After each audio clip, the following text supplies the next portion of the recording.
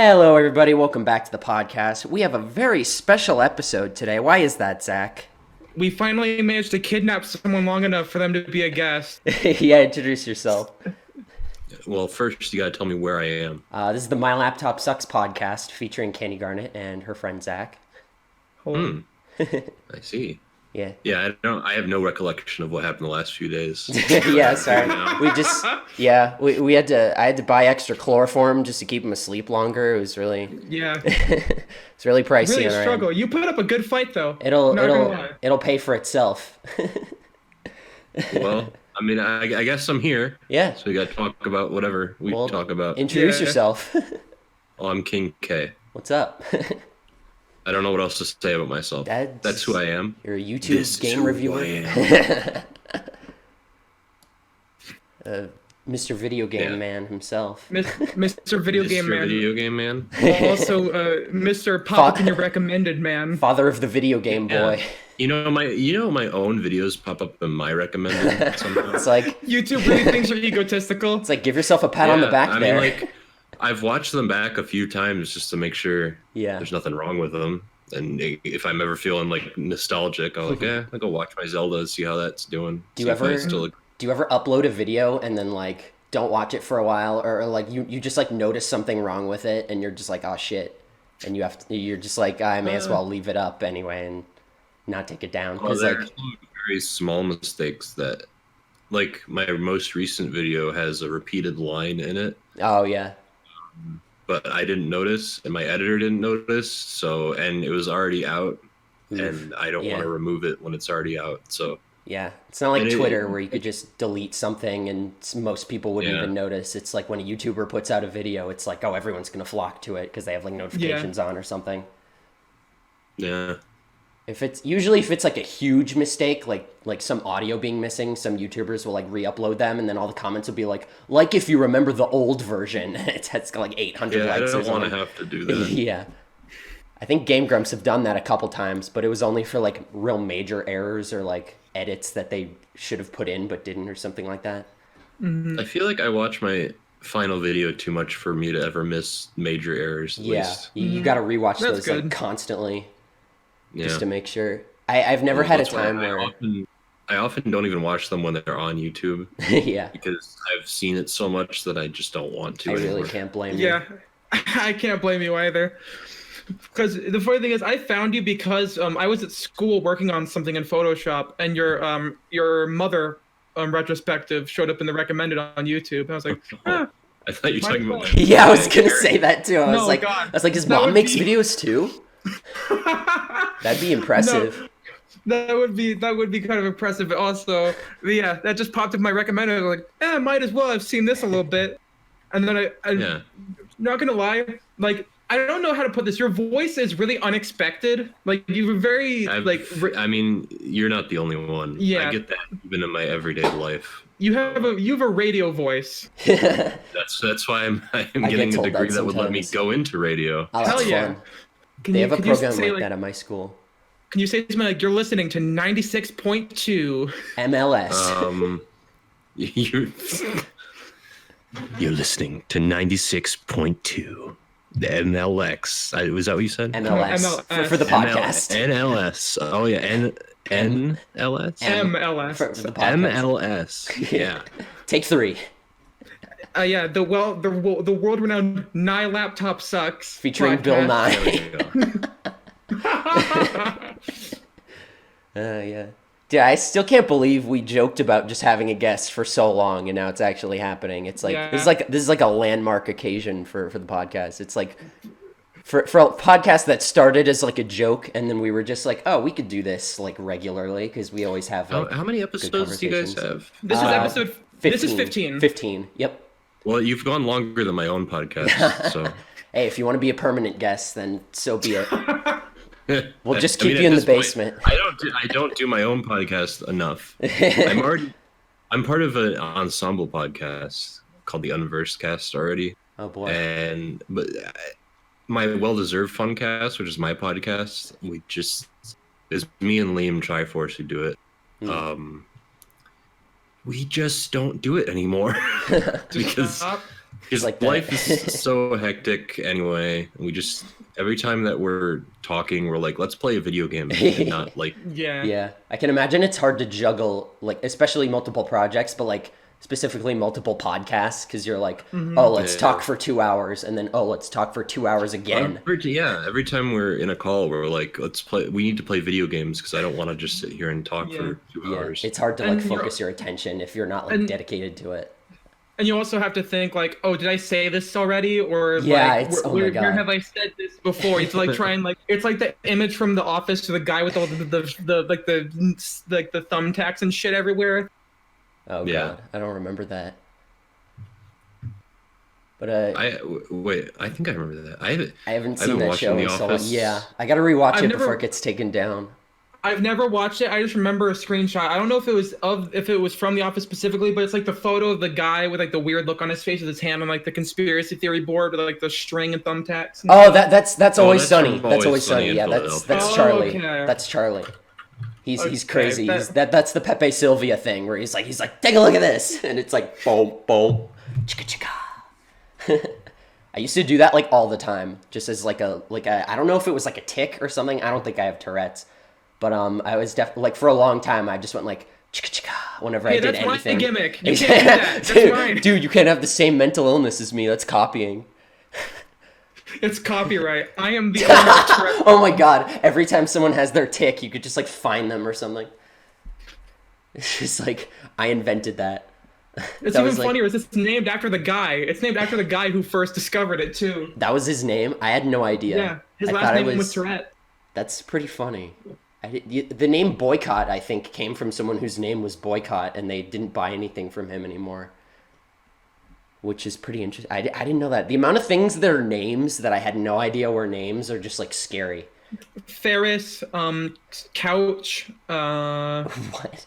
The Ferris wheel. It was Lou Ferris. Then I think the guy who made the sofa, his name was Couch. I thought it was Ferris Bueller. Ferris Wheel's Day Off. It's just rolling around, crushing an entire city. Just people like screaming. That should be a kaiju, like a sentient, like Ferris wheel, like a loose Ferris wheel. That'd be hilarious. I'd watch that. That's another episode of our Twilight Zone series where it's just stupid shit happening. I'm just wondering, Dan, would you ever like do like an April Fool's retrospective of just like a shitty game? Just, like, I mean, I already have. The problem is whenever I get these ideas, it's like March, and I'm like, well, I don't have time to do it. So yeah, here, I'll give it to you now. I seriously want to do. There are some like I want to do Wizard 101. I used to play that game all the time. So it would like here's the thing, my April Fool's video ideas are just real videos on weird games. Mm-hmm. Yeah. Like Night Tourette, because he does like the I don't want to half-ass my April Fools. Yeah. But I also love want YouTubers pranks every year. They always do something stupid. I had a good idea for one you could do as a prank. Do one on a game that like hasn't come out yet. Yeah, I mean I could. Just be like, the gameplay of this game is really, it's just like you know nothing about it. It's like Zero Punctuation's joke review of Duke Nukem Forever, where he just kept making up ridiculous bullshit about the game, and like because he didn't think the game was ever gonna actually come out, and then when the game actually did come out, he had to review it. Oh god, it's like is introspective into like the future, and like retrospective is like into the past. It's the past. Is that how it works? How do you look at the present? I'm not sure if there's a word for that. I thought introspective was like looking into like yourself, and then retrospective is like looking on your past. Yeah. I think perspective is just its own thing. I don't think that's related at all.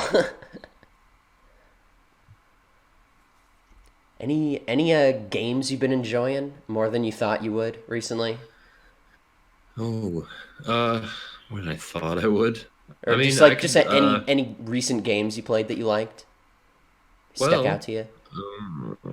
I did a full playthrough of Luigi's Mansion again, which I come back to quite frequently. It's one of those games. I gotta admit, it's not held up as well as I would have imagined when I was younger. Really? Yeah. I've never played any of them before, so I can't really say. Well, that's a lie.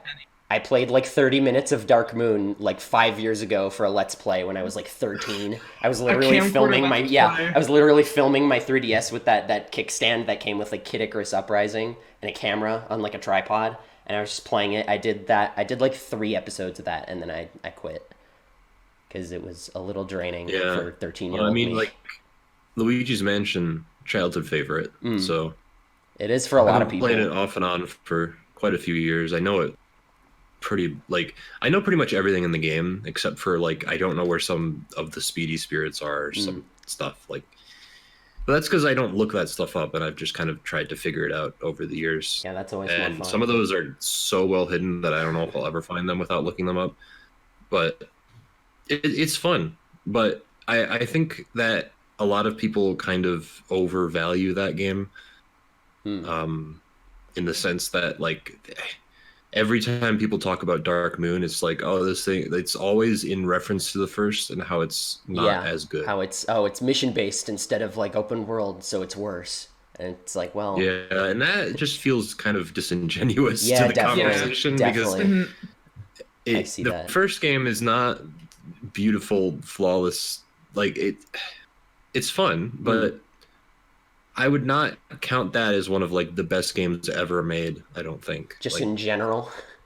And I feel like people attribute things to it that just like I'll give them that Dark Moon as a mission structure, and that is kind of weird. And I do kind of wish the game did not have a mission structure, but I also feel like people complain about it too much, or they put too much like emphasis on it when really it's not that big of a deal. Like. Yeah.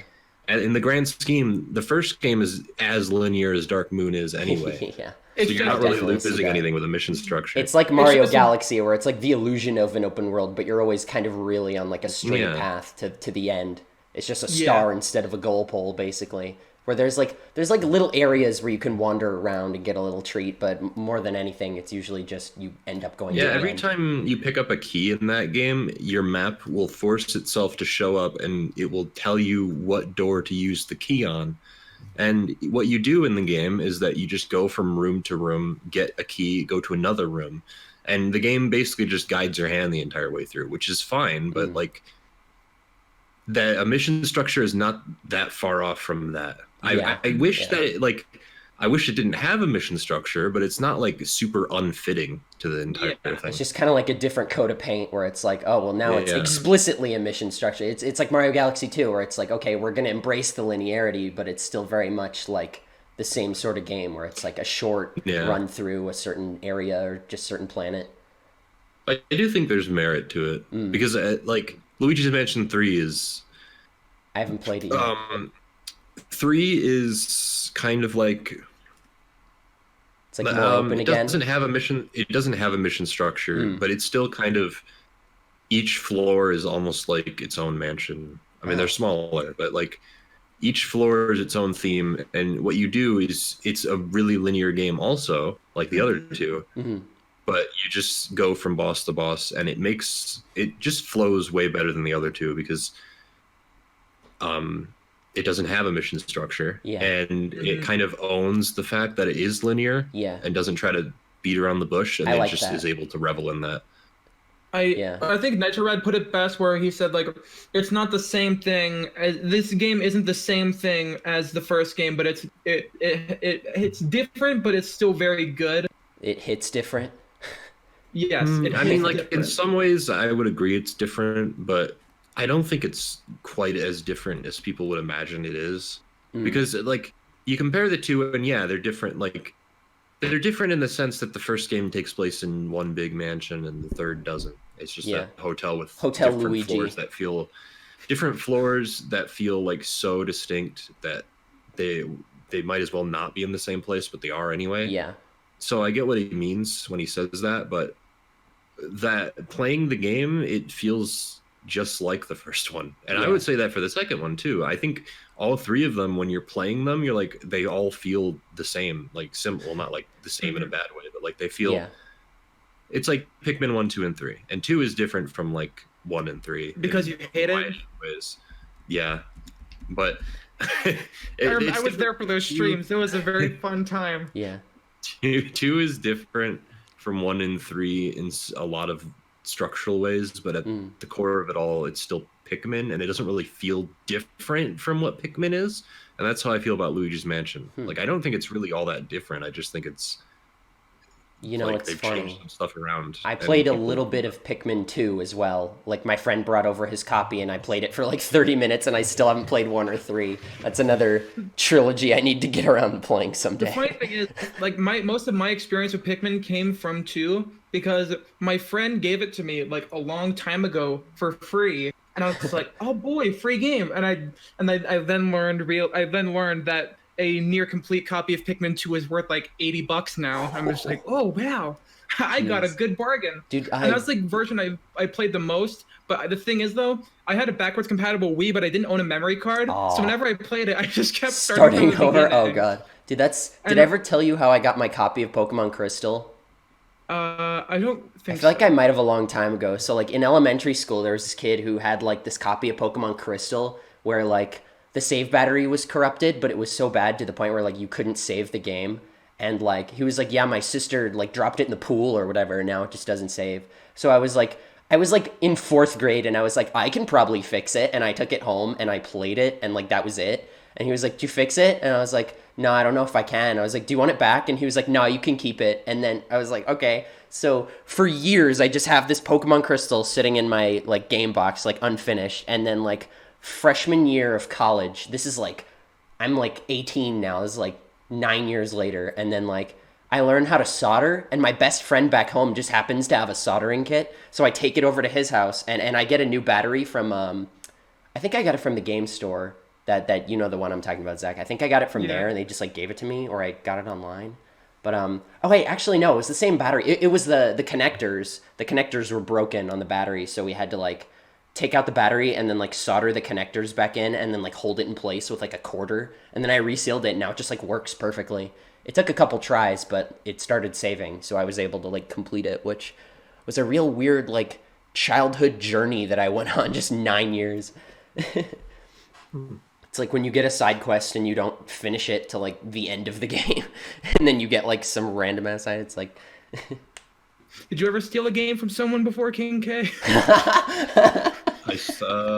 Not a game. I stole a Yu-Gi-Oh card from somebody once. Was it Exodia? Did you say goodbye to Exodia? No, I don't remember what it was actually. Oh my God. Okay, very young. None of us knew how to actually play Yu-Gi-Oh. Oh, nobody did. Pretended we did. So. I have some weird stories. Like there's a card by all called, means like, go on. There's a card called the Flying Fish. And the description of it is like the flavor text of it is like it grants, like when somebody sees it, it's like it grants person 3 wishes. It's like a genie almost. I don't know how I convinced my friend of this, but I'm like, so this flying fish card lets me have 3 wishes in the game, and I just used it to win. I wish all your cards were gone from the table, and I won. I wish that you were stupid and I'm smart and I win. There. And I took one of his cards as compensation. I feel like I don't think this is even a Yu-Gi-Oh rule, but there's like a game where like if you win, you can take their cards. I think that's Pokemon. I think Pokemon has like a prize pile where you can like wager a card or something, and then the winner gets them or something like that.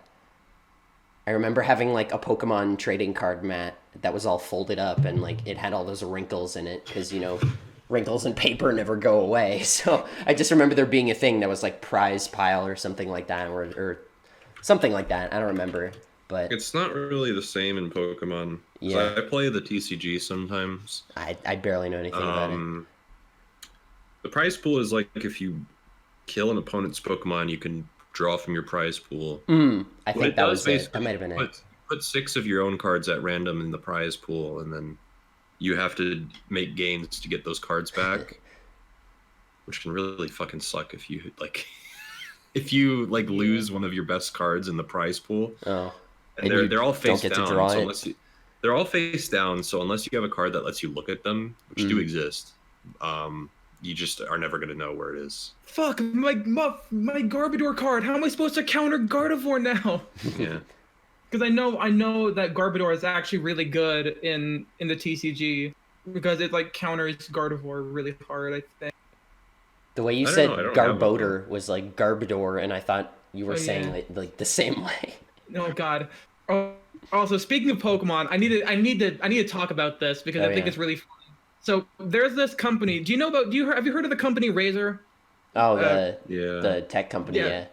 Mm-hmm. They make PC gaming peripherals. They're releasing a special Pokemon edition versions of one of their keyboards, mice, and mouse pads. It looks super cool, but it's only being released in China, and it's only releasing like as a limited edition thing for tomorrow, which is International Singles Day. And I don't know what they're implying with that.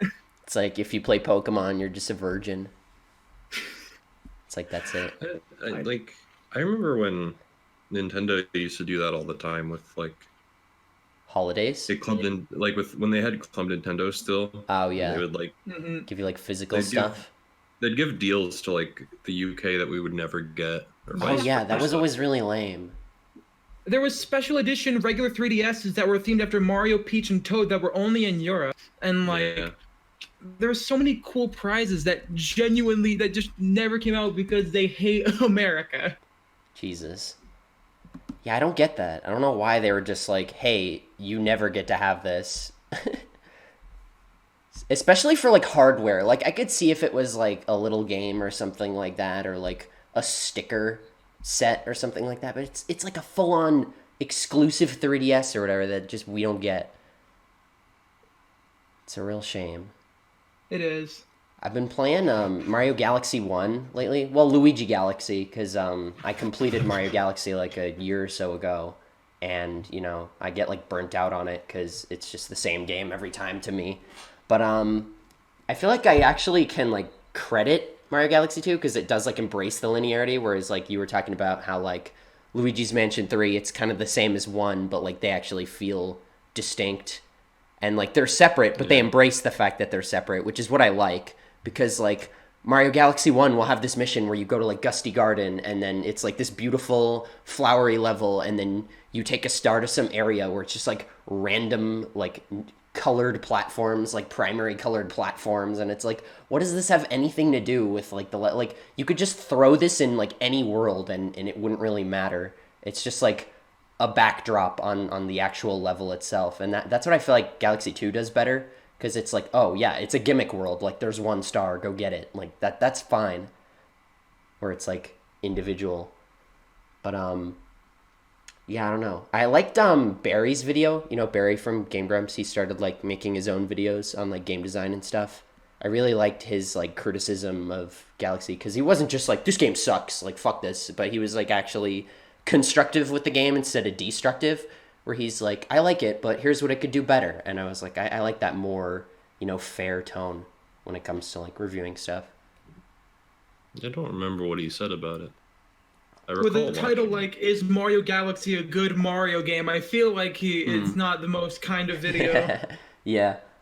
It definitely wasn't, like, I don't know. It wasn't mean. It wasn't one of those ones where it's like, fuck this game. But it was basically just like a lot of the stuff I said. Well, not that I came up with it first, but, he's the one who made me realize, like, oh, yeah, there's a lot of, like, linearity to this game. And I was like, maybe it isn't that good. As a 3D Mario, and, like, when it comes to, like, compared to 64 and Sunshine, like, what they set up, I feel like it's really weak in terms of, like, that formula they were going for. But that's why I like Odyssey. Because it's just like, man, they just went nuts with it. But I don't feel like Galaxy was even trying to be like 64 or Sunshine. Yeah, I don't think so either. It's definitely an outlier. Well, it feels more like the 2D ones, to be honest. Like, and then that, like, they even distinguish between them themselves. So yeah, they put it under course clear. Yeah, that is really. Yeah. I find that interesting too. Yeah, when they revealed Odyssey. And you just realize how little 3D Mario games there actually are. Because, like, 64 and Sunshine and Odyssey just feel so huge. Like, it's like, man, these could just be multiple games. I feel like I'm not sure how much I can contribute to the conversation right now because I haven't beaten any of these games. Oh, yeah, I don't really know. You can talk about how you feel. The closest I've gotten to beating a 3D Mario proper was I almost was able to beat 64 DS. I had 70 out of the 80 stars required to get to Bowser. Don't you have Odyssey, Zach? I do have Odyssey. The thing is though, you seem to forget, Maddie. I'm bad. I've been bad at beating video games for a long time. What are you, Professor Calamitous? Just can never finish a game. I can never finish anything. Have like 89% save files. Why do you think you upload the podcast? Okay, you got me there. But I've been better about not procrastinating it, rather. I can't even finish a goddamn YouTube series. Hopefully Sword is nice to you. This is also the last episode we're recording before Sword and Shield come out. Because we're not going to record till the Wednesday after. But we're still going to save our discussion for the designated episode where we talk about it.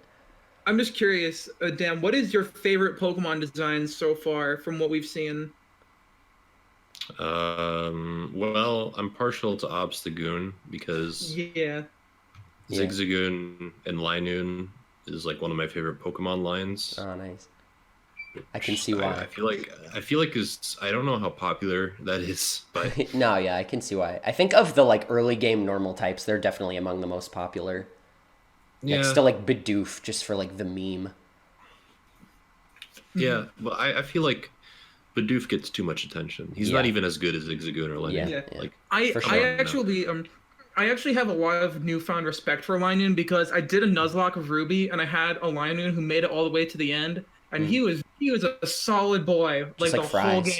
Well, he can learn Slash. You can put a silk scarf on him, so then he becomes a beast. I gave him the moves I gave him by the end were Return, Shadow Ball, and then as a totally just in case he has to fight anything in a bad situation, I gave him Thunder and Blizzard as last resort moves. Good call.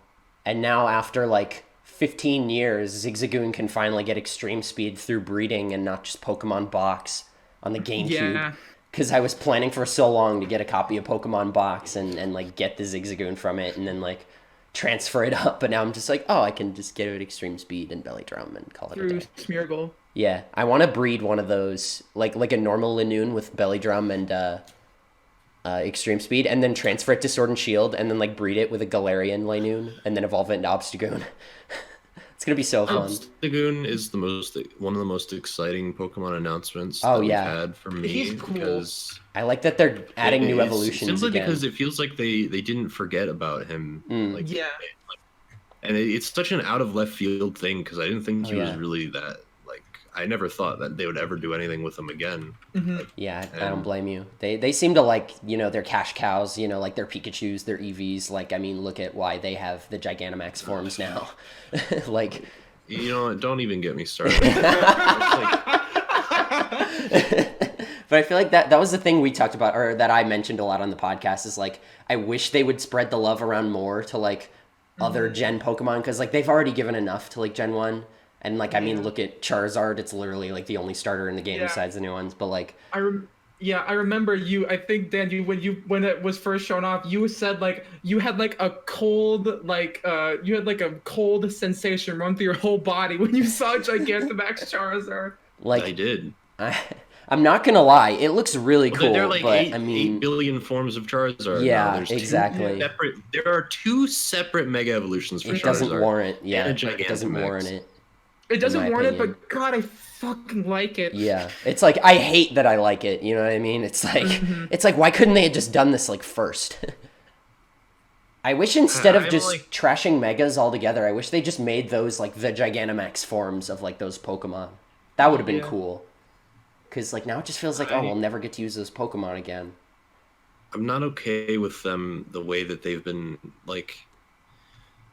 To be fair, there are probably a lot of Pokemon they haven't shown us. It's surprisingly tight-lipped now, but if they really are just showing all the Kanto stuff up front, and there really are surprises back there in Galarian form wise or Dynamax wise, then you know what? Why not? I'm not gonna say anything too specific, but I was spoiled on some things by accident, and there's definitely more than just Gen 1 stuff in terms of Galarian as well as an experience, which is nice. I wish instead of showing off all the Kanto stuff, they like showed us the other gen stuff for like, good press to be like, oh, they're not just focusing on Kanto, and then like leave us to discover that. I'm glad that they just shove Kanto out in the marketing because that's the stuff that's going to surprise me the least. Yeah, I mean, it makes sense. Yeah, like, they're really sprinkling it in there. It helps the old people buy it. Yeah, like, oh, I like the Gen 1 boomers. I mean, I don't really know. Like, I'm okay with them flaunting Pikachu and Eevee because they're basically the face of the series. I feel like Pikachu and Eevee don't belong to any generation anymore, really. Yeah, they're in like every game. Kind of bases of Pokemon, and that's okay. Like, I don't care how many forms Pikachu gets. Like, I'm never going to complain about it because But Charizard's like a starter, and it gets like the super special treatment. Yeah. It's like the only one in the game. He's not even the best starter of that generation. Yeah, we all know it's Venusaur. I was going to say Blastoise. Exactly. I speedrun Fire Red, so I'm partial to Blastoise because it just sweeps through the entire game if you go the non-Zapdos route. Yes. It's the easiest pick just because it's best for the first 2 gyms. I really love Gigantamax Meowth. He's just a long boy. He's longer than Alolan Exeggutor, but that's kind of cheating because he's already giant. Like, I feel like proportionally, Alolan Exeggutor would still be taller.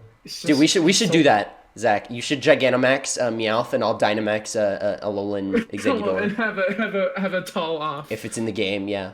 I'll just use, like, Wood Hammer. I still can't believe, like, Exeggutor didn't get its signature move in Let's Go, the Dragon Hammer. I was really surprised by that. I was like, it was so arbitrary, like, which new moves they kept in and which, like, moves they left out. I was a little confused. Like, it took some getting used to. Dude, I really wish VGC would have done, like, 1 year of Let's Go meta. I think that would have been really funny. It would have. That battle we had was, like, the most fun I had with that game. Yeah. It was just so funny. So much shenanigans. Did you play Let's Go, Dan? Yeah.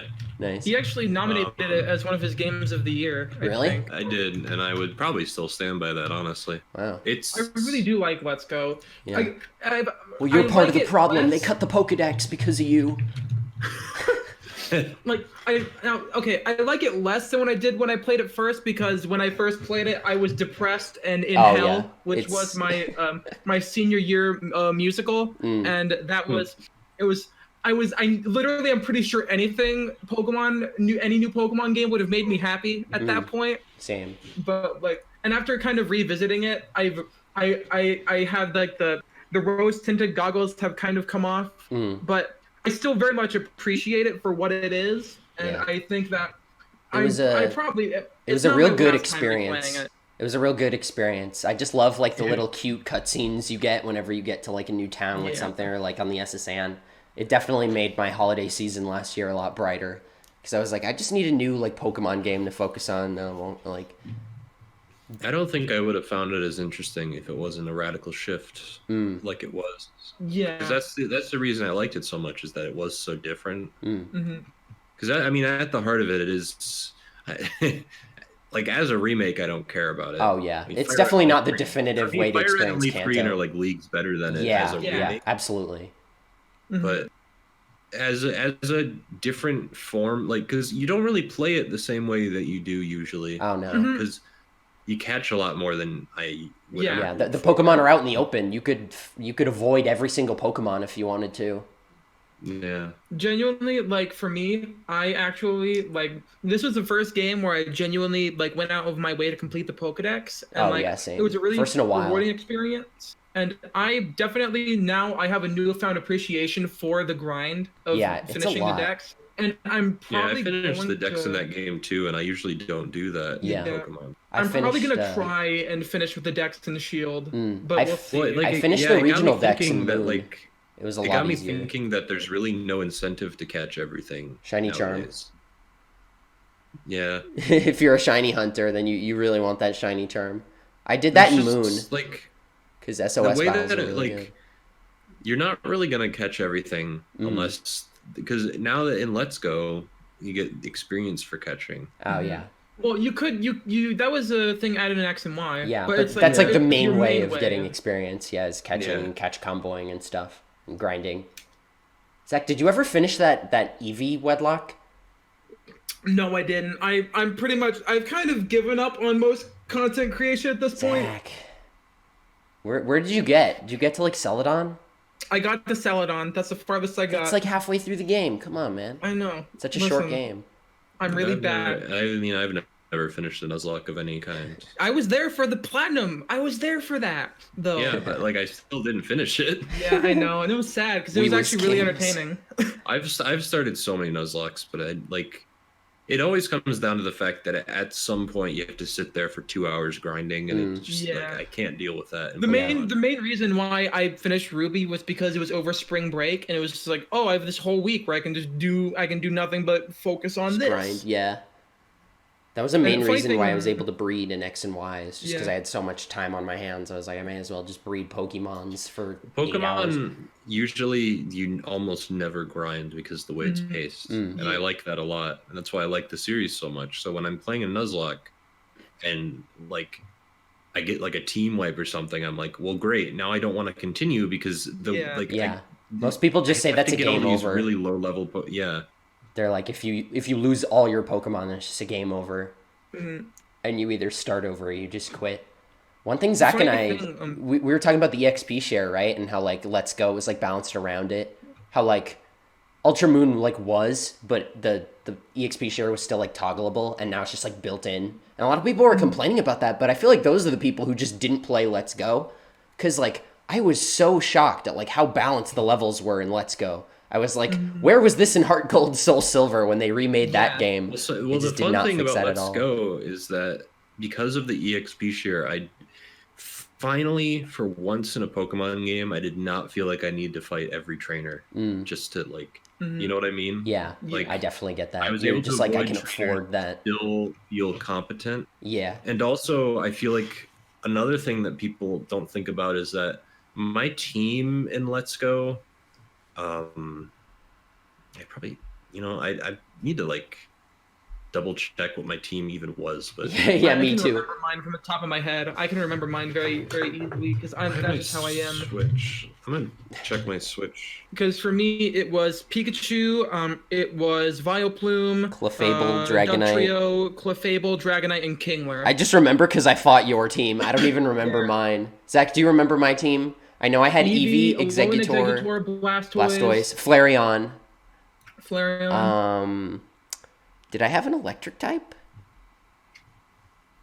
I feel like you probably... Grass type? I don't know. Oh, yeah. Okay, you know what's for sure. Also, funny thing, talking about Nuzlocke, the main reason why Simisear is even my favorite Pokemon is because of a Nuzlocke I did of Black version, and it was like, it genuinely...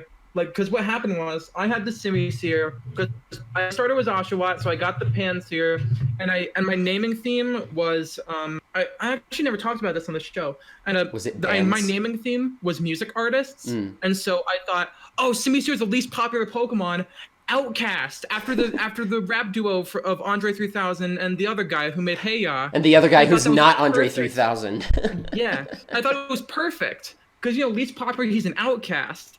And then I used him, and then even after I evolved him, I got some good fire-type encounters. I had a good Darumaka and a good Litwick in my box, and the people who I was talking to were like, "Are you really still using that dumbass monkey?" And I'm like, "Yeah, he's cool. He's been putting in work."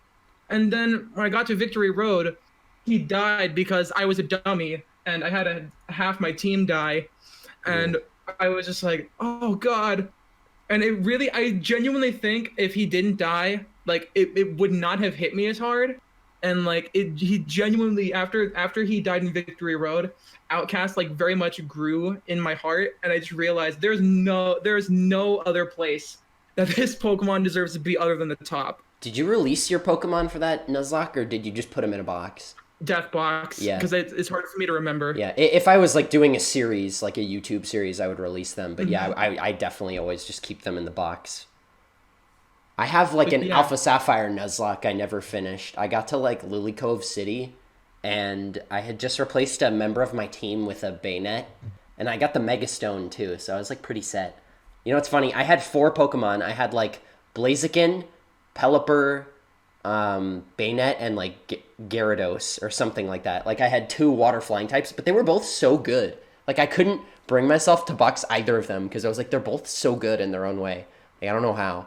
I could probably open up my file and, like, see my team. But it was really... I should get back to it, but then I won't remember, like, where my encounters were unless I, like, list them all up. I might do that someday, honestly. Because I started it back in, like, high school and I still haven't, like, finished it. Do you have your copy of Let's Go open, Dan? What was your team? I would need to get my other SD card. Oh, shit. Yeah.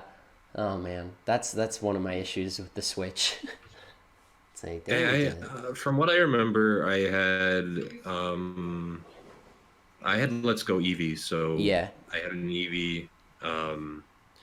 I know that I used the Kingler. And I had a Kingler in a leaf green Nuzlocke I did a long time ago, and it was pretty good. I had a Alolan Ninetales. Oh, nice. Because Ninetales, man. Yeah. I feel like Ninetales has suffered from like just being I like Ninetales more than Arcanine, even though Arcanine is just a better Pokemon. Yeah. Same. And that's what I mean when I'm like, I love Ninetales, but like it was shackled for so many years, and it kind of almost still is. It kind of got drought, so that made it slightly more relevant in that it was like a good sunsetter for like lower tier teams. But I'm still sad.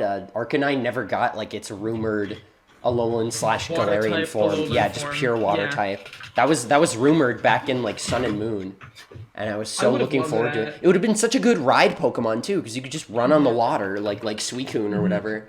That would have been so dope. I'm going to figure out what this team is. Okay. It's bothering me, but you know what? I want to ask a question. What is it? What's up? So I have a good question. Hit us. We need to go through our favorite starters of each generation, we need to talk about why. Because I made a tier list a long time ago, I think. I don't think I ever posted. It might have been in my server. I have a friend who doesn't like any water type starters, and I'm like, how could you not like Mudkip? Like, I'm just like, I don't know how you couldn't like Mudkip. You know what? I actually made a list of my least favorite to favorite starters. I'm gonna see if I can find that. It's in Google Doc. Starter rank so far. Found it. This is my because for me it's almost always the grass type. Like grass starters are my jam. For the most part. Do you know what mine are? Because I want to keep it secret. You said Chespin is your favorite. I saw your tweet. Oh yeah, I saw that too. Of all time. He's my favorite starter of all time. I don't blame you. For me, it's like I love Chespin. I mostly like the Chespin line because I love Chespin by itself. I think Quilladin and Chestnut are cool, but like Chespin is just such a great first form design. Like, I mean, yeah, I looked at those three when I first got the game, and I'm like, how could I not pick Chespin? Yeah. I love the memes before their evolutions were revealed about how like Froakie was like way cooler or something like that. Or like, do you remember that one? Anyway, yeah. Zach, do you remember that one old comic when like Gen 6 was coming out and they were like, ew, the frog is lame, and then like it became like this like beautiful like Milotic looking thing, and then like Fennekin just got like fat and ugly, and the guy who picked Fennekin was like, ah. Why? Do you remember that one? For me, I don't think so. I'll have to find it. I remember back in the Gen 5 hype, there was this little comic of Snivy and Tepig making fun of Oshawott for looking stupid. Do you remember that silhouette of Oshawott where someone thought it was the grass starter, so they just made it like a platypus with like a giant acorn on its head? Yes. So bad. Hold on a minute. Who would look at Oshawott and think grass starter? Well, it was the silhouette. It was before they were like officially showing it. Yeah, that thing. It was. Oh my god. Looking at it gets me every time. Like, it takes some talent to make something out of a silhouette, right? But like, it's just like, who thinks just giant acorn hole? But so my favorite starters from each gen, because we'll talk about this now. I think so it's Bulbasaur, Chikorita, Mudkip. Actually, tied between Mudkip and Trico. Trico's the childhood favorite, but I really like Swampert now. Turtwig, Oshawott, Chespin, Poplio. We share a lot, Zach, especially for 5 through 7, I think. Well, no, mine's Rowlet, but for like, mine is, I would say, because Bulbasaur was like my childhood friend, so I gotta say that. As much as I like Squirtle for like speedruns and just like when I make a new game, because like every time I restarted that game, I would always pick like Bulbasaur, so I feel like I kind of got my fill. But I'd say like Bulbasaur, Cyndaquil, Mudkip, Turtwig, Oshawott, Chespin, Rowlet, and Scorbunny so far. And Scorbunny was like my only other favorite fire type starter when they first revealed them. So I'm like kind of hoping it's just good, to begin with. Like I don't care about the type or whatever, as long as it's like fun. You know what I mean? Mine only has one deviation in Gen 2. Okay, so we got Bulbasaur, Totodile. All right. And then Trico, Turtwig, Snivy, Chespin, and Rowlet. Wow, That's funny. I knew we were gonna get along. You have some solid taste. Grass type, Matt. I'll respect anyone's choices. Grass type's just superior in most instances. Yeah. Yeah. And it's good for Gen 7 because Rowlet's just flying type. Yeah, I find it really funny. Like I'm probably one of the few people I know who genuinely loves Chikorita. I love that whole line. It's my favorite grass type. I used it in silver and it was really good. I love the grass types, but I can never love Chikorita. I can never do it. I used it in gold and it's such a champ. You just get like Razor Leaf, Body Slam, and then like Reflect. Light Screen and Reflect. Or like Leech Seed, or what did you say? Light Screen and Reflect. Oh yeah, just the two. It's so good. It puts in so much work because it can like paralyze with Body Slam. It can crit with Razor Leaf crit, and it's like super high for some reason later on. I don't know. Is it the speed stat still or? It's 80. It's 80 speed. Because the thing is, with the Johto starters, literally their base stat numbers are identical to the Kanto starters, just swapped around. Except for Typhlosion, who literally has the exact same stats as Charizard. That's pretty funny. I never knew that. Yeah. I found my team. For Let's Go. We got my EV. Were crits still calculated by speed in Gen 2, Zach? No. Okay. It was still... That's weird then. I remember getting like 3 crits in a row or so. Anyway, Dan, give us the deets. Let us know. Spill the tea. We have an EV. We got a Alolan Ninetales. There's a Kingler. There's Rapidash, Beedrill, and Rhydon. Rhydon. Nice. Yeah. Does it have a nickname? Is that why you couldn't remember its species name? Well, it's a video, so I was waiting for it to... Oh, I see. I don't know. Some species of Pokemon I'm a little fuzzy on because I don't use them. That's funny. All those Pokemon I had never used before, except for Eevee. But I used Pikachu and Eevee, so there's no getting around it. Yeah. I used Flareon and Leaf Green. Zach helped me build like a really good Leaf Green team just so I could like replay it. And I used a Flareon in that with like Flamethrower, Shadow Ball, Dig, and Quick Attack, and it's like so solid. Yeah. And I can finally say what I was going to say regarding that team, because I remember the team finally. What people don't think about is that team that I constructed with the goal in mind. I'm going to pick suboptimal Pokemon. I guess Rhydon is the only one that you could argue is like... Yeah, it's pretty good. But like the others are like, they're not the best. Like Kingler. Bro, no. The thing is though, Kingler kicks fucking ass. Yeah. Mine was on. I had one. It was adamant nature, so it was like perfect. It genuinely, one shot. I made sure I held on evolution until it learned Crab Hammer, and legit after it evolved, literally anything that was rock or ground shaped, like it just fucking fell over. Nidoking. It could not. Yeah, you also candied the shit out of your Pokemon too, didn't you? This is true. I held out on that. I didn't candy mine. But that's why I feel like Let's Go meta for a year would have been really fun if they just went with that for VGC. Because like I like how it's like simpler in some regards, where it's like there's no items, no abilities, so it's literally just like up to you and like to make the optimal plays. So it's really entertaining to watch. But what were you gonna say? Yeah, go on. My Kingler kind of sucked. But that's the thing, is that it was still fun because a lot of them were suboptimal choices, like, and it just kind of made the game more fun. and I For feel sure. like people are just not willing to do that enough. Yeah. Yeah, everybody Because, wants like the high tiers. Everybody complains about how easy the games are now, and yet they pick like Garchomp or like Yeah. like of course the Yeah. game's gonna be easy if you go for the pseudo legendaries. Like Yeah, like I love Shofu, but literally when he was doing his first playthrough of Ultra Sun, literally his team was Decidueye, Slowbro, Hariyama, Tyranitar, Metagross, and like one other thing. It was all like fucking super. Was he like, good oh, this mod. game is easy? Yeah, he said the game was easy, and someone said like, man, you have two pseudos on your team right now. Yeah, really. Is Metagross one of them?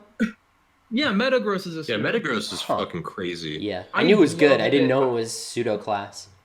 That's pretty crazy.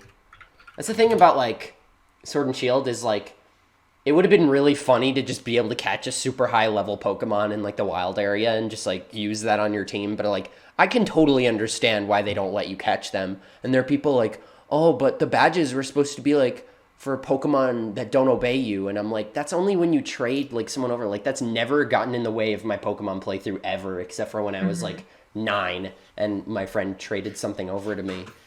And I was just like, Yeah, oh, why is same. he sleeping? But I was like, do you really not get like fundamentally why this is bad? Like, because then people are just gonna say the game is like easy all over again. That's another thing I like about the. Oh, sorry, I go don't on. think the games have gotten easier. Mm. I just don't get it because like the trainer AI hasn't really changed Yeah, that much. it's pretty much just. They do have certain different kinds of AI that they use for like different trainers. Like how in Yeah, Gen 1 they right. had good AI, which was use a move that looks like it's super effective based on the type, even if it's a status thing is, move. Also, the thing is, Gen 1 AI reads your inputs too. Oh, That's the yeah, thing. It it's also so cheap. cheats. Yeah, it's so cheap. Yeah. I mean, I feel like they kind of had to. I feel like that's like the only AI they could really develop Yeah. other than choose a random move. The only other game that actually reads your inputs besides Red and Blue are Coliseum and XD. Yeah, the GameCube ones. Yeah. I feel like I remember you telling me about that, which is what makes Mount Battle such a bitch. But that's I guess I've only played X and Y once, but supposedly that's the culprit where everybody's like, this is when it started getting super easy. yeah, I don't get And that. I remember like I don't think I breezed through it. Like, I mean, then again, I wasn't really playing. I only played it like once. Yeah. It's my least played generation. Same. It's probably my When most. I first played By it, I was like, technicality. I'm just gonna use whatever I want. I don't care if they're powerful. So I had like, I was using the Blaziken they gave you, which Oh, was yeah. fucking The broken. Megastone. Yeah, Yeah. ludicrous. So surprised they put that in the game I before put a, OS. I put a Megastone on my Blaziken. I put a Megastone on my Gengar. I put a Megastone on my Caesar, and I just kept alternating between them depending on who I wanted to use. Yeah. And then I like rounded it out with like a Tyrantrum, a Tyrantrum is really cool. Chestnut, obviously, and then whoever I use is my last one. I don't Tyrantrum remember. is like one of the coolest fossil Pokemon in my opinion. Oh yeah, he used the Lapras. Next Yeah, to like To be honest, I Aerodactyl. didn't really care about Lapras, but I needed a 6-member, and I'm like, okay, Yeah. you're water Oh yeah, type, I guess. used that on my team too, because I was like, I don't have a water type yet. Let me use that. Yeah. I like Auroras. But like, Yeah. of course, that team like swept through the game. But Yeah. I feel like if I were to make like a suboptimal team, I'd struggle because X and Y I don't think was super easy. Like maybe I don't know. I don't. I know mean, Thing is, what a lot of the okay. So my thing is because I played it kind of recently. The main difficulty with X and Y doesn't really come from where you'd expect it to. Like the gym leaders, they only have 3 Pokemon. Like you Yeah. start out with 2 with Karina, and then everyone else has 3, which is stupid. I think that's a poor choice. They shouldn't have done Yeah. that. But the real place where you struggle with is there are trainers out of nowhere who will fucking kick your ass. Oh yeah. The Trainers one- of Death. Yeah, the Trainers of Death, infamously known for ending Nuzlocke, killing Pokemon in X and Y. One of them, like, you know the big mansion? Right outside of there's this duo, there's this double battle The with these Mizon? 2 people who have Furfroos. And these double Furfroos are The- fucking impossible The because Chateau. My they bad. yeah, considering Furfru's base stats at that point are still really high. And it has double defense, which is like it has baby little physical moves are like the only thing you have, like Razor Leaf or like Tackle or whatever. Mm-hmm. And then they also have Headbutt, and they always seem to always flinch you to death and hell and to the Shadow Realm. And they both have fancy haircuts, so you feel even worse for losing. Because I got a shiny Furfru in Omega Ruby, and it was black, and it's really cool actually. I never got why the haircut goes away when you put it in the PC. They're just like, incentive to keep it in your party, I guess. But it was really good, like Assault Vest Furfru with like. I think mine had Retaliate, U-Turn, Sucker Punch, and Zen Headbutt. Pretty solid moveset. It was really good. Like, you just switch back in after, like, something dies, and you Retaliate, and then if you're faster, you just U-Turn out. Or Sucker Punch if you think they're faster and gonna attack you. It's really good. And Zen Headbutt, I guess, for coverage. For fighting types, obviously, and to flinch. But I really want to play XY again. Were you gonna say anything, Dan? I should finish Y. Yeah, sorry. Oh, I feel like I finished the thought. Oh, yeah. Oh, okay. I should finish Y, because I got to, like, the base or whatever, and then I think I finished that, and then I quit. I need to, like, go and just get the last badge and finish the game. Pokemon X is probably my most played one, based on the technicality that I literally maxed out the clock breeding, and I have to go into my play journal to see my total actual playtime, which is, like, 1,000-something hours just from leaving the thing all night with the coin under the circle pad on like my old 3DS. For me also, like even though XY are I think one of my least favorite, like Gen 6 is probably one of my least favorite generations. I still had a lot of time when I played in Y because they did a lot of shiny hunting in the Friend Safari and stuff. Oh yeah, same. And that was mostly a lot of, even though XY's quote unquote post game is shallow as a kiddie pool. Man, I wish they would bring back the Battle Frontier. The Battle Maison and the Battle Tree just don't hit the same. You know what I mean? Like there's something about it's like a post game badge quest because it's like you have these like way harder challenges to get. Like even like the Battle Frontier in like Gen 4 or in Platinum rather, because I was the only one that had it. I mean, Heart Gold and Soul Silver had it too, right? So yeah, there's just something about that that's just way more fulfilling than just like get 50 battles in a row, get 100 battles in a row. Like that's basically just the battle tower, but there's at least some variety. So like if you get sick of them, instead of just like having a different battle format, that's what I'm looking forward to, the balance in Sword and Shield. Now that we have like a main series Pokemon game that's balanced around the EXP share, and you don't have a choice whether to turn it on and off, because then like. If you turn it off in like Ultra Moon and then the game gets harder, well, you have a lot of catching up to do for all the time you left it off, and like you're just going to complain about how hard it is. But like, I feel like the people who didn't play Let's Go are the ones complaining about the Pokedex thing, or the not the Pokedex thing, the EXP share thing. My bad. But I don't understand the EXP share complaint. I just don't get it because it's good. Like I got to like the Elite Four and I was like, wow, I actually feel like this is a challenge. Like. Obviously I won, but I was like, I still felt like I had to, it wasn't a cakewalk, but like, I was like, I guess somehow my team's levels are just matched with the Elite Four, and it's just good. I was like, that's crazy good. To have an option, I guess, and in that sense, like, it is kind of just redundant to remove the option, like, because, like, you might as well just let people turn it off if they're crazy, like, but... then again, like I don't think turning off the EXP share actually makes anything harder. Like people are even saying it does. It doesn't make anything harder. It just means that you get less experience on all of your Pokemon, and you're gonna fall behind eventually. Like there's no doubting that, and it gives you incentive it gives you incentive to rotate your Pokemon. That you might have to do. Yeah, that's all it does. Basically, yeah. So you don't have to like grind. And that's the thing is that. Pokemon fans are like, well, this is dumb. And I'm like, well, pretty much every other JRPG already does this. Yeah, like, basically. Yeah. Like, whoa, all your party members gaining experience? They don't give you the option to turn it off either in like Final Fantasy.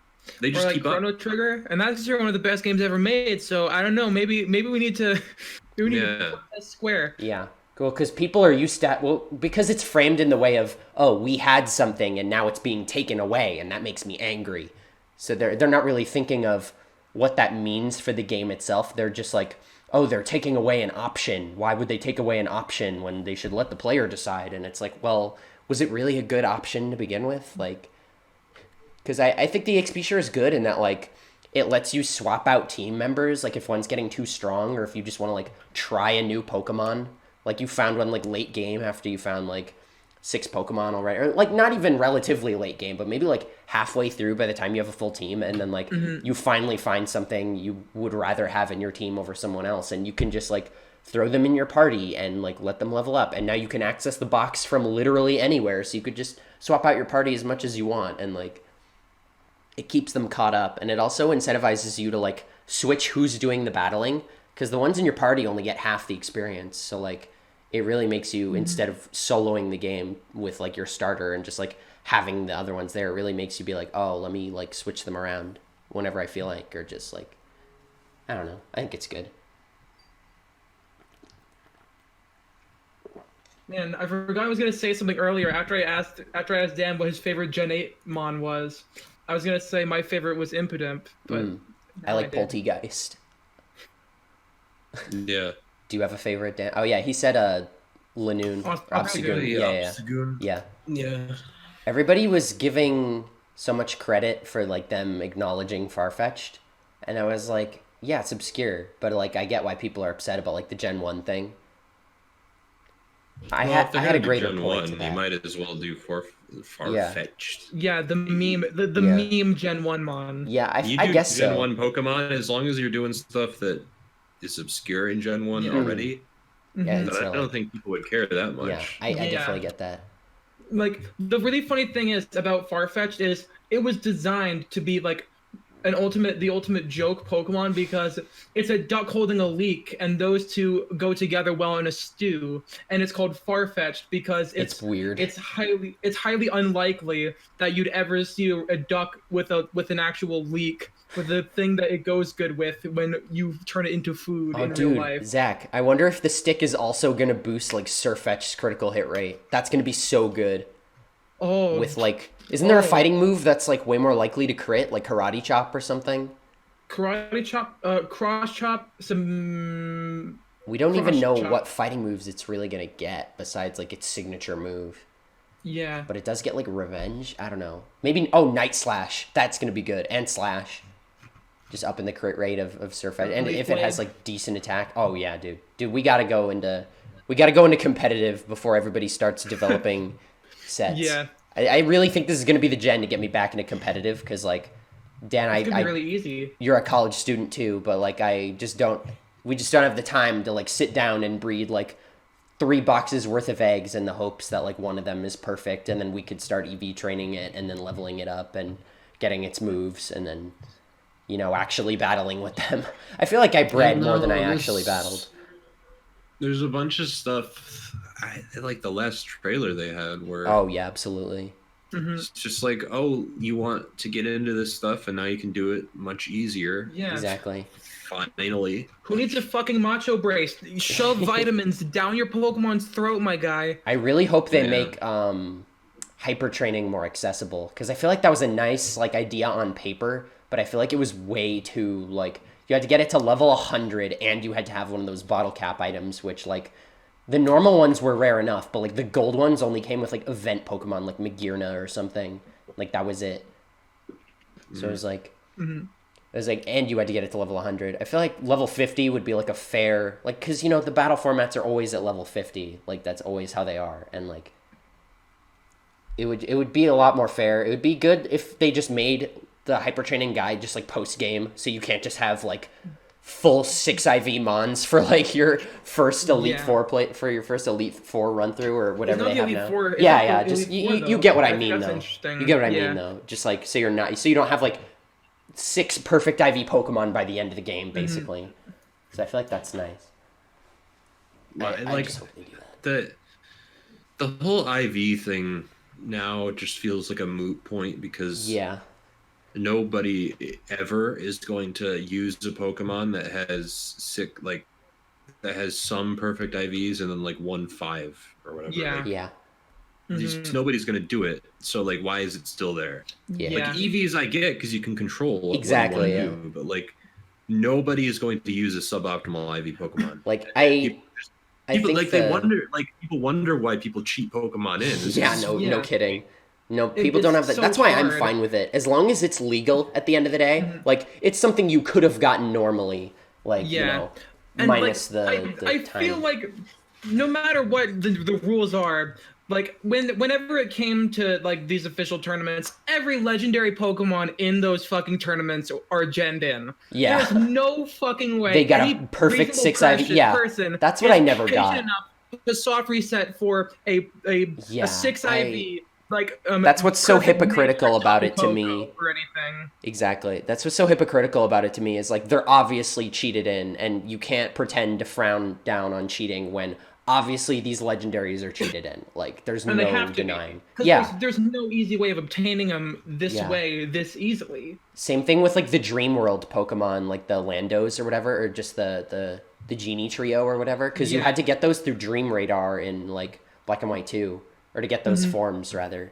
Yeah. But, though I think you can, there's other ways of obtaining them but now. Nobody's that lucky. Like, let's just be real. Nobody gets perfect 6 IV. And, like, I get that the point of the IVs is, like, oh, every Pokemon's unique. Like, no two of these Pokemon are ever going to have the same stats or whatever. Well, it's really unlikely to. Like, they can.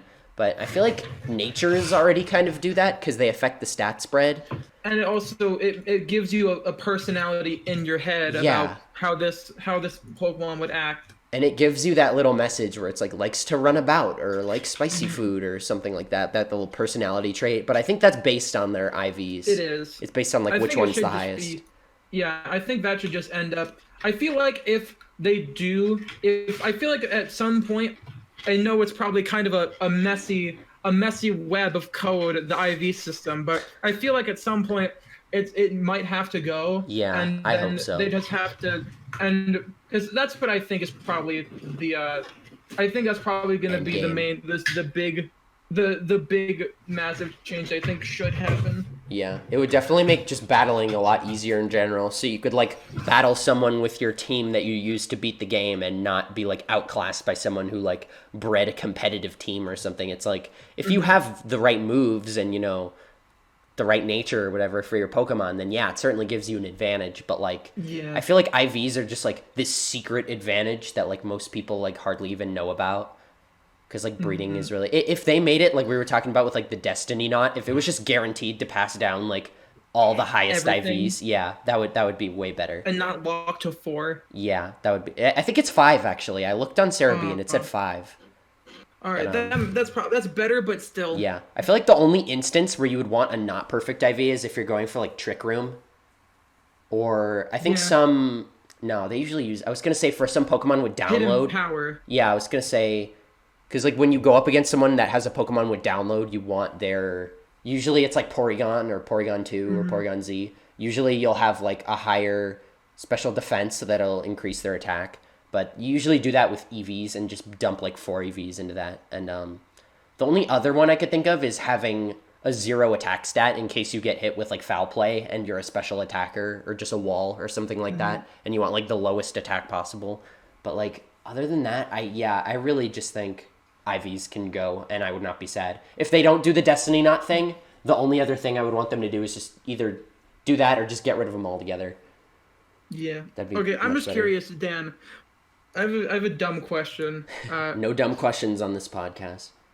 Well, sorry, I'm about to break that rule. No, I mean, there's no, like, you know what I mean. I know.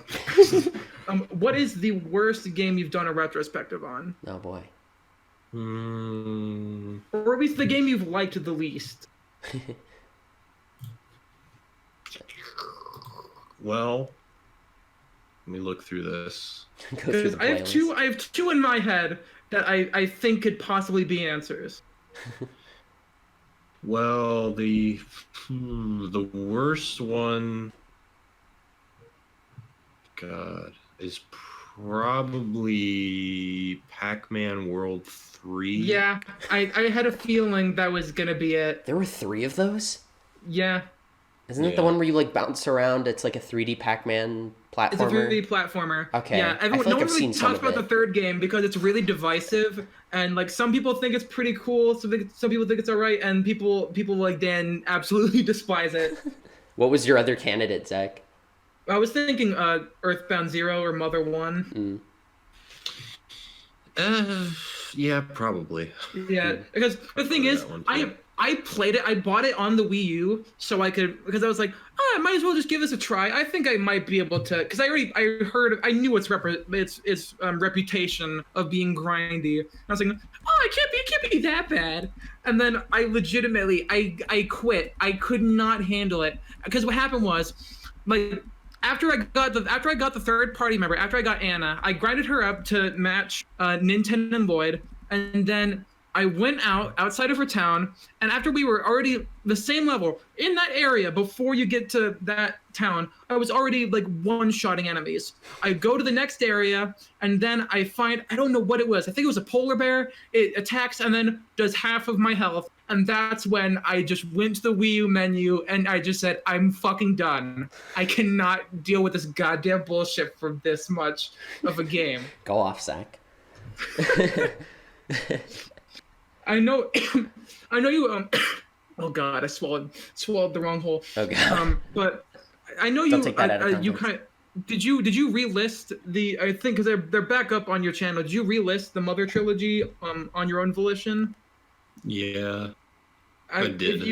If you ever do go back to them, I think instead of doing the 25th anniversary, because I've heard, at least in the Mother/Earthbound fan places that I hang around, a lot of people actually don't really like that version of the game.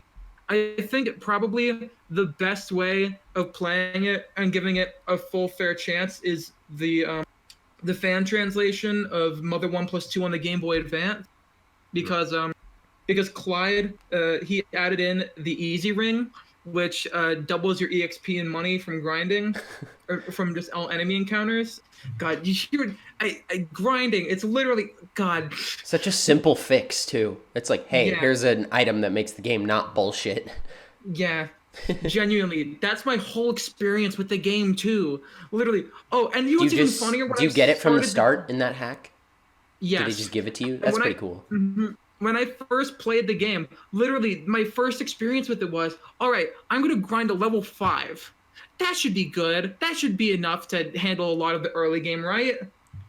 Nope. No. I don't know how you do that. I'm not really sure how I even struggled through that. Yeah. See, the thing is, the 25th anniversary edition, I don't, like, from what I've researched, it seems like the only way I want to play that game. Really? Like, because like they also, I'm pretty sure they also changed the EXP gain depending on what you have in that game, and that's why I picked it, is because they give you a ring. Huh, they also added the easy ring? That's crazy. Oh, did it become like an official thing? I think Did they add it to the game? I don't know. That would be pretty cool. Also, I don't know. There was something they did to make EXP gain faster. That's the reason I wanted to go with it, because I knew I couldn't stomach the original. Yeah, it sounds awful. Also, I don't know. I don't like the graphical changes the 25th anniversary one adds. Maybe it's just because whenever I watched, because I've known about this series like my whole life, and the first version of the game I saw was the original. I just kind of prefer how that version looks.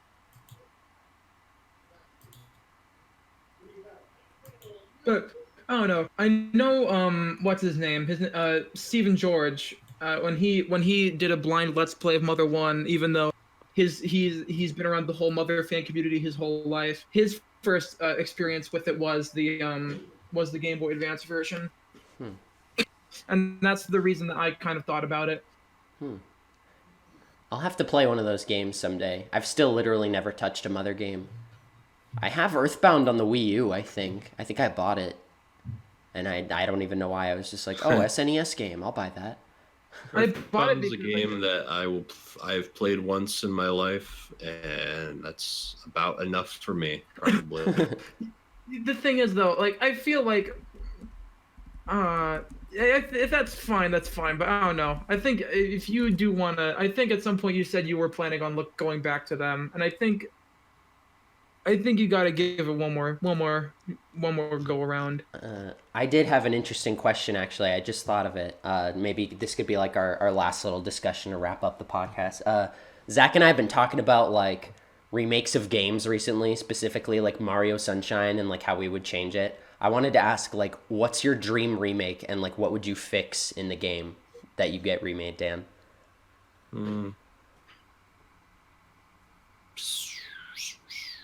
Well, honestly, probably Xenoblade Chronicles, but that's already coming. So. Yeah. What would you fix? I barely know anything about that game. I played the 3DS version and I got stuck, and that was it. I would make it not look ugly. Oh, well. And that's what the Switch version is doing. Yeah. And you can actually like see people's faces and textures and stuff. Like from a distance or like in cutscenes and stuff? Yeah, at all, maybe. So the original is not... So the original is one of my favorite games of all time. But it does not look very good. That's fair. Graphically. I mean, like, it looks good in the sense that it's got a scale unlike any other game ever made, but it's also... that doesn't look... You can't really... Here, let me just grab this screenshot comparison so Maddie can get the full grasp. I've seen the Wii version and I've heard the... Oh my god. I've heard the... her eyes. Oh my god. I've heard the... What is it? I've heard the Switch version... Or no, I've heard the 3DS version is still like ugly and they didn't really like fix much. Well, it's worse than the 3DS. Really? Yeah, it's a lower resolution. It's 240p. I did play it. Well, this is good overall because they make it look nice. They'll probably do some quality of life things, and they added an entire new area that they wanted to put in, but they never did. Oh, that's cool. Yeah, like content. Yeah, I like that. They're doing that with we already mentioned the Wii U, so let's do another thing we mention a lot. The Battle for Bikini Bottom remake. They're adding like a shit ton of cut content, like 3 whole new worlds or something that got cut. Like Sandy's Dome was originally supposed to be a whole level. Patrick was going to have a dream level, and Glove World was going to be its own level, but they kind of relegated that to like the fair section of Goo Lagoon. Yeah, the pier. So I'm really looking forward to if they really flesh out like those entire levels and they add like 50 more spatulas or something. Another thing I hope they add is I hope they have like a real ending, because the ending to Battle for Bikini Bottom just kind of sucks, and it's just like, oh, you did it, cool, but then like there's still the planktons everywhere. It's like, so you didn't really fix anything. It's like I don't know. I hope they have like a real There's a special there's a special ending once you get all the golden spatulas. Yeah, you see them sing the theme song. Yeah. I got all the spatulas. Who do you think I am? I'm the completionist. I'm Gerard Khalil. No, but that's part of my gamer instinct, or you could call it just OCD. But yeah, I just love Battle for Bikini Bottom, and I really hope they just do well with the remake. I like the alpha footage from what they had so far. You know, like the stuff they shown. It was just like a few minor things. Like the lighting looks a little weird, and like the checkpoint, I feel like one of them was like facing the wrong way. And it's like I don't know. If I could remake a game, even though this is a game I haven't played, from what I've seen, I feel like it's a game that's worth it. I want there to be a remake of Rule of Rose, and I have not heard of that. So Rule of Rose is a PS2 horror game that came out in 2006. The PS3 was already out. And also, it had a lot of controversy surrounding it because the main like antagonist of the game is this cult of little kids, and you're playing as an adult and stuck in this cult of children. So that means you are an adult physically beating the shit out of little kids because they do a lot of fucked up shit. Oh my god! And so the thing is, like, the game has, like, from what I've heard, a very good plot, but the actual gameplay is bad. And like, so I think a remake could genuinely like make it really great, and also potentially lower down the prices of the game on eBay, because that game is like worth $500. It's crazy.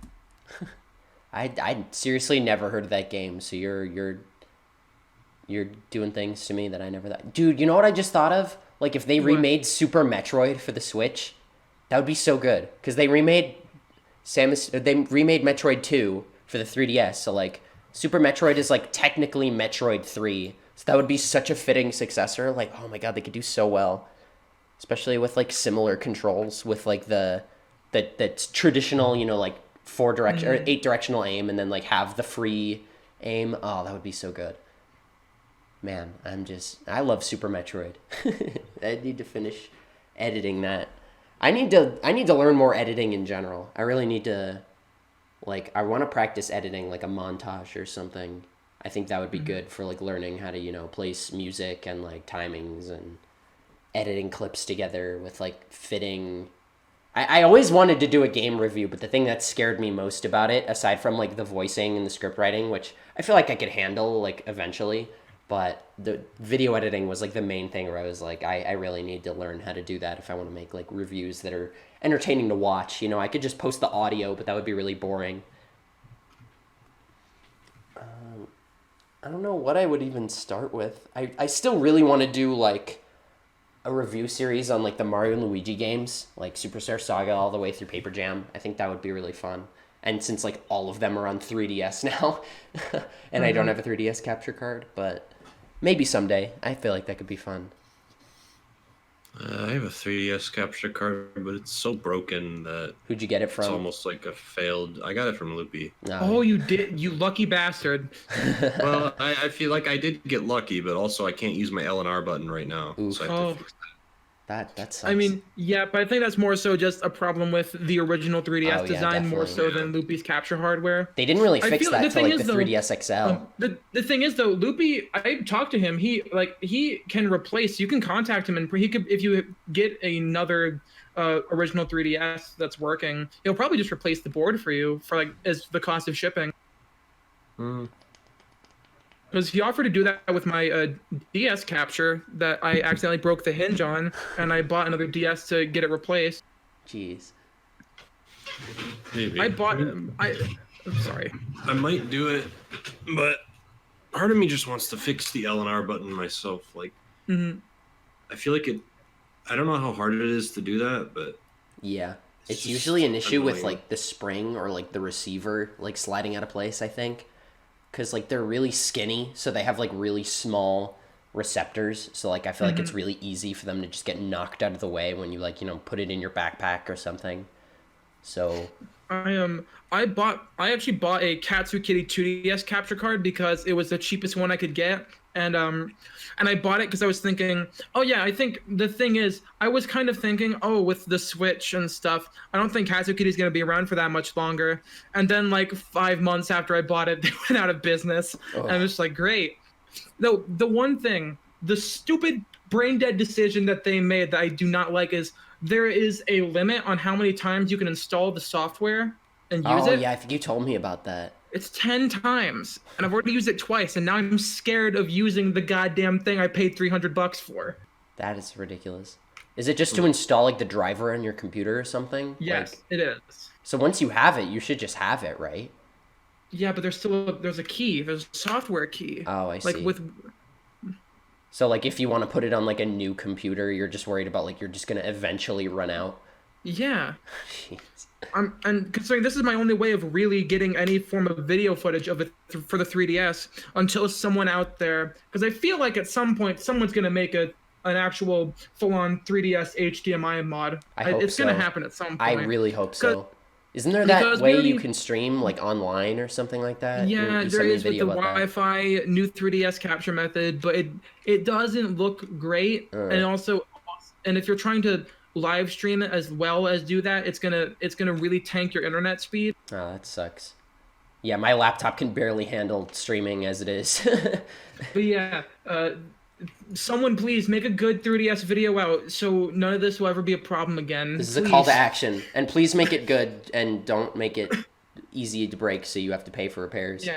Please use your powers for good. Loopy, please. You made a prototype of HDMI out. Just do that. Yeah. I could see it being a thing that like plugs into the charge port and then you plug like an HDMI into that and then plug that into your computer or something like that. Kind of like a regular capture card except like with like a plug-in HDMI or something like that. Yeah. I don't know. It would take some doing, but I feel like it's doable. Yeah. I agree. Man, it feels so bizarre that Battle for Bikini Bottom is getting remade in any way, shape, or form. I know. It's such a like obscure. I don't know. It was a part of a lot of people's childhoods, but I feel like it was a very like niche game even then at the time. I feel like Dan. I know one of your favorite games of all time is Toy Story 2. The Yeah. would you want that ever to get remade? Because I think that could be a fun idea. Yeah, I mean, I'm for remakes of games that people don't know a lot about Mm, because that's a good way to get more exposure for them. totally. But there's nothing I'd really fix about the game necessarily. It would just kind of be nice to have a noteworthy re-release. Like honestly, the thing is, when I first heard about them, even the rumor of a Battle for Bikini Bottom like remaster in any way, I was thinking I would be fine with if it was just the game With better with graphics. widescreen, with not even with better graphics, just upscale widescreen support, maybe remove all the dark patches. I thought that would be fine. Yeah, I was not definitely. expecting them to go all out and actually full on remake everything. Yeah, two of the last worlds in that game are just unnecessarily dark. Like the Dutchman's Graveyard and the Kelp Forest. It's like impossible to see stuff. Like I feel like I only won because there's this mission in the Kelp Forest where you have to like find all the kids or whatever who are lost, and I feel like I only got one of them due to like random chance. Like I jumped into this like ledge that I didn't even know was there, and I was walking into this cave that I didn't even know was there, and I just got one of the kids, and I was like, oh, I guess I got one of them. Cool. But I really had to like focus all my attention on like seeing where the next platform. It was really hard to like judge depth too, just because it was so dark. But I really do hope they keep in like all the charm of like the original controls, stuff like that. Have you played Battle for Bikini Bottom, Dan? Yes, not very recently, but It's I did really once. good. I recall it being good. It was good. I really want to play them. Because I have because there's the SpongeBob movie game and Battle for Bikini Bottom were developed by the same studio. I have both, but I haven't played either of them. You should play Battle for Bikini Bottom, and then we can let's play the movie game or something like that, like you said. Yeah. It's like you should play Battle for Bikini Bottom, just so like you know how you feel about it when we like go into the next one. I don't want to like compare it like too much, but Because I've heard they're both different. Because Yeah. I think my the roommate best was telling me comparison about is it. movie game is the Mario Galaxy to Battle for Bikini Bottom's Mario Sunshine. Yeah. Yeah, it's definitely more linear. My roommate was showing me, and there's like a level up system where like you beat enemies and like your attacks get stronger or something. RPG mechanics. Yeah, basically. Okay, also, Dan, I need to get the word out about this game because it's a game that I want to play, and also I think there should just be more more around it. It's called Def Jam Fight for New York. It's for the GameCube, PlayStation 2, and original Xbox, and it's a 3D fighting game where it mostly has it's the main like player like the actual character list is all rappers from the Def Jam label, but the really funny thing about it is it has a story mode that's fully voice acted, and it's this stupid plot where all of these fucking multi-millionaire recording artists are in this like weird underground fight club, and you make your own character and fight them, and there's cutscenes, and Snoop Dogg is the main villain. It's genuinely one of the funniest things I've ever seen in my life, and I need to spread the word. Yeah, I mean, I don't know anything about that, but that sounds. Is it like a beat 'em up game, like Castle Crashers No, or it's something? no, it's a one-on-one 3D fighting game. Oh, like straight up like Pokken Yeah. style. Oh man. And That's there's like different styles of fighting. It's like, and there's like level up system. It's surprisingly deep, and the plot just goes fucking bonkers. I skimmed through a long play, and there's a scene where you're fighting someone in a burning building while the girlfriend character is tied up, and it's just so crazy. we need more games like that, just like Bayonetta, where just like wacky shit happens, and Bayonetta is Yeah. just like same shit, different day, and then she shoots them all in the head or whatever. No, It's but the just so thing fun. is, the thing I love about it is this game just plays itself straight the whole time, and it's just that's the best part. So does Bayonetta, to be fair. Like, they take it very seriously. Bayonetta's just like really lighthearted about it. She's like, "Oh, I loves, sick of this shit." But yeah, please, if you, I know you could emulate GameCube games. Please, at some point, try this game because it's so ludicrous. I don't know if I have any obscure games that I really like. I would say Crystal Monsters, but that's between me and Zach too. And Zach was the one who showed it to me. But it's this weird Pokemon knockoff game that was on. Yeah, it's this like Pokemon it's this like Pokemon inspired like RPG game on like the DSiWare shop, and like you control the whole thing with like the stylus, and like you basically just like catch Pokemon, and it's just like the designs are so weird. Also, the type wheel is backwards, where grass beats fire, fire beats water, water beats grass, because I guess they were just trying not to rip off too much. And there's also one quick time event in the entire game where like a bully is beating you up and you have to tap it like 5 times, and like that's it. And also like breeding is very much like those gacha games where like you breed them and they essentially like fuse together, and like one of the parents will like inherit the moves of the other parents, and you can get some broken shit.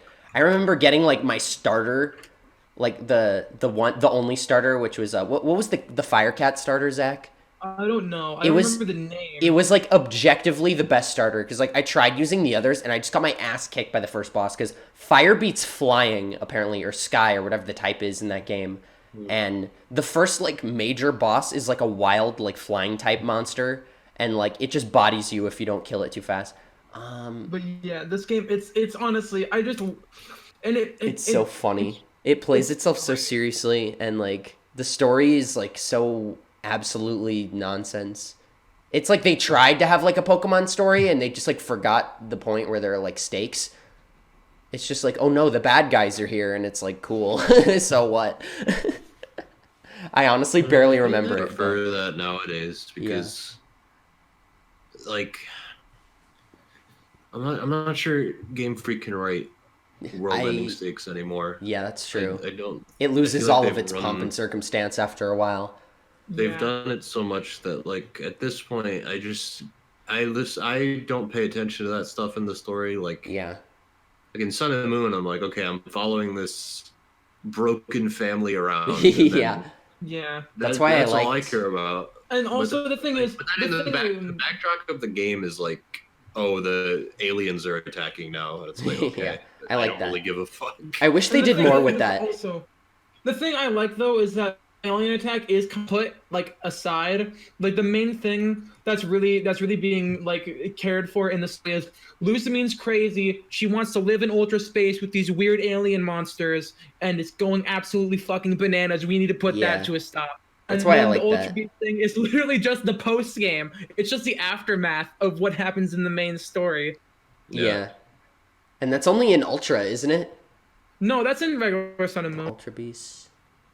Oh yeah, they like show up, or I remember. I'm remembering the Blacephalon Stekataka ones where you like go into that forest and just find one. I really wish they did more with that, because like they show that one scene where like Hala fights like one of the UBs with like Tapu Koko, and I wish they did like I wish they showed more of like the aftermath of like letting the aliens loose. Because like obviously there would be more, and like that's why I feel like Gen 6 was kind of underwhelming, because they were trying to like do that again, and it just seemed like so cliche and lame. And that's why I kind of liked Sun and Moon, just for the story and like the villain, but also like Team Skull, because they were just like numbskulls, and they were just like they kept it simple. It was like Team Rocket, where it's like, oh, they're stealing Pokemon, or oh, they're stealing money and stuff like that. And I really liked that they were like secretly the front for Lucamine to like get what she needed to like get her Pokemon and her test subjects, essentially. And that's why I like Team Yell so far, because they seem really low stakes. They just seem like they're going to be annoying, but lighthearted and funny at the end of the day. Team Yell, group of stans. Basically. It's like they should they were a little more on the nose than I think most people realize, because people were like talking about Game Freak or whatever. It's like morale is low. It's like, well, I wonder why. Yeah. But yeah, this has been really fun, actually. I like having... Yeah. I like this. KingK, you got anything else you want to say before we wrap things up a little bit? I don't know. I mean, I don't have anything particular to say. You got a PSA or anything? My PSAs to stop acting like entitled shits when you talk about Pokemon. Hell yeah. That good moral. Good moral. I think we also came to that yeah. That's a good thing to say. Okay, it's fine to I criticize them. Oh yeah. It's okay to do that. But people not being bothered by the same things you are isn't grounds to like say that they don't care enough or that they're not analytical enough. They just act like 4-year-olds about it. Yeah. It's really annoying. Stop going into fucking Junichi Masuda's personal Twitter account and fucking spamming him with bring back national decks and calling him lazy. Yeah. It's largely probably not even his decision. Like I can guarantee you it's not his decision. Oh yeah. People would just voice it on him anyway. Like, there's no way that anybody developing that game wanted the national decks. Oh, of course. I feel like even Masuda said like we were upset by like the cost, but like they're just trying to push forward. Like there's nothing they can really do. They're just trying to make the best game they can with what they have. I was gonna say no one is sitting there rubbing their hands like a Saturday morning cartoon villain, like yes, I'm gonna remove everyone's favorite. Hey you, what's your favorite Pokemon? Gone. Pachirisu. Gone anyway. Yeah. Well, there's just like, I don't know, man. Like, there's people are like, oh, it doesn't have the Pokedex, so it's not a complete game. People call them lazy, but they like. What does that mean? Does that mean they don't go into work every day? Yeah, like, basically. What is that like? What the fuck are they doing at work? Like nothing. Yeah. Like what does that mean? They're all playing Showdown random battles. That's what they're doing. That's what they're like, this shit is lit. It has all the Pokemon. Like fuck. It's just people need to think about what they're saying before they say it. Yeah. Like often it just doesn't make any sense. Often they're just like, I don't like this decision, therefore Game Freak is objectively going downhill. Or it's like, well, some things you could be like, someone was talking about like the microtransactions. And it was like, oh, they're for the max raid battles. And I'm like, that's just Pokemon Go. Like, you can buy raid passes to do more raids. Like, that's just how it works. Like, they're completely optional. Like, you don't have to spend any money whatsoever to get your full enjoyment out of Pokemon Go. But it's like, if you want to, you can. And they usually give them out for free, like, with some special research missions. You can get, like, premium raid passes for free. And it's like, I really don't get it. It's like, microtransactions, like, yeah, they're optional. That's why they're micro. You pay the game. It's my thing is, I'm fine with people spending money on games if you feel like you're getting your money's worth out of the game. Like, if it's a game you put like 300 hours into, like, yeah, like, it's the same for like Smash Bros. Like, the people who put like hundreds of hours into the game are going to be the ones who buy the DLC because they want new characters, then they want to keep playing for hours on end and, you know, get a lot of fun. But it's like, if you just like have the game, or even if you don't even have the game, like you can't really complain about like who becomes DLC and who doesn't when you don't even have the game to begin with. It's like, I don't know, maybe that's entitled of me because it's like, oh, if you can't be critical unless you have the game. But it's like, well, also like you don't see game reviewers reviewing games they haven't played. Like, that just doesn't work. Like, you can have an opinion, but you can't be like, you have to frame it in the context of, I haven't played this game, or I don't play games like this, so my viewpoint may be skewed. However, da-da-da-da, you know what I mean? If that makes any sense. I'm just like, it makes no sense to criticize, like I had a friend who was criticizing Sakurai for putting Terry in the game because he was like, oh, nobody gives a shit about Terry, no one knows about him. And then literally in the presentation, Sakurai nailed the point that I was trying to make to him like many months ago, where he was like, it doesn't matter how recognizable they are, how famous they are, just like as long as they're fun. And I'm like, that's been my motto since like Smash 4. Like, I don't even know Lucas or Roy, but I'm like, they're cool, so I'm gonna play as them. Like, I loved Lucas in Brawl, and I was glad to see him back. So I was like, fuck yeah, I'll pay for that shit. Like, I don't know. That's just me. Even Cloud was really fun. I got Cloud, and I was like, day one, I was like, man, I'm a Cloud main now, because I was like, he's really fun. I was like, it's all that. And like, Smash is how a lot of people like get into franchises too. Like, you can't be like, oh, you haven't played this game, so you can't play as them, or you can't be excited for them because you haven't played any of their games or you didn't grow up with their game. Like, that makes no sense at all. Like, why gatekeep people's happiness of all things? Like, there's so little we have in this world. Just let us be happy for video games, please. And that's my little rant. I apologize. Dan, do you have any takes on that? No, it's basically the same. Yeah, totally. Well, once again, man, thanks for coming on. It really means a lot to us. We just want to, if we haven't hit that home, we really appreciate having you here, having like a third person to bounce off of. If you ever want to come back, you're more than welcome. Like, if you want to come back in a couple episodes, like, we'd be more than happy.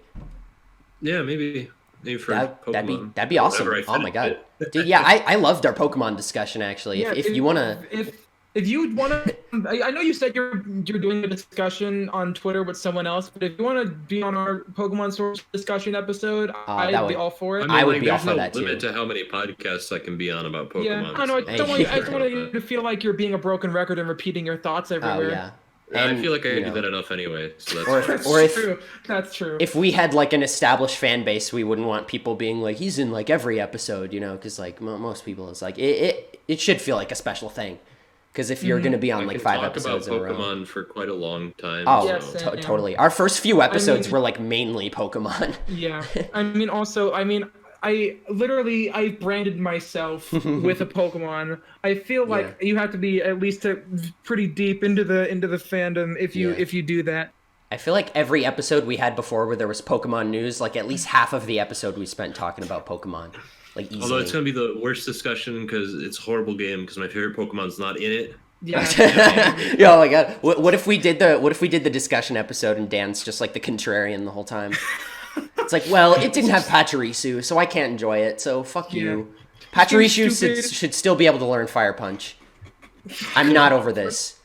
Fuck off, Maddie. No. Alright, so where this came from was, we were talking about this idea for a ROM hack of Platinum, where it's like a challenge hack, where it's going to be like, instead of like super crazy, it's going to be more like challenge so, like, mode from Black and White 2. And I just wanted to keep the game mostly the same. Don't alter move pools or anything. Not Maybe too much.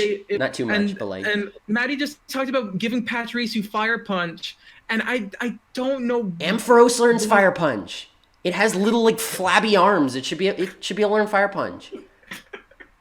Electivire learns Fire Punch. Ampharos learns Fire Punch. I could look up more electric types. God fucking damn I literally looked at the list. Twitter agrees with me too. I made a poll and it was like 60% yes. I know you did. I saw it. God damn it. I'm never going to be over it, okay? Like, Ice Punch I understand, because, it's weak to ground, and it already gets Seed Bomb. Like, that makes sense, but I feel like Fire Punch would be fair. But yeah, if you haven't looked up Pachirisu's move pool, it's super weird. It gets Gunk Shot and Seed Bomb and like, U-turn. Weren't you talking about how those make sense? Because like Gunk Shot, like squirrels rummage through garbage, and like Seed Bomb, they eat fruits and stuff like that. Like I think so. Bullet Seed would make more sense. I don't remember this. This conversation was like a year ago. I have the short term. I have the memory of a goddamn toddler. I can barely remember half the shit I do. You don't even have object permanence yet. How do you even know I'm here? What's this? What's this thing I'm looking at? What's a silver object? What, the microphone? Yes, my Blue Yeti. You said it was silver, though. Fuck off. Okay.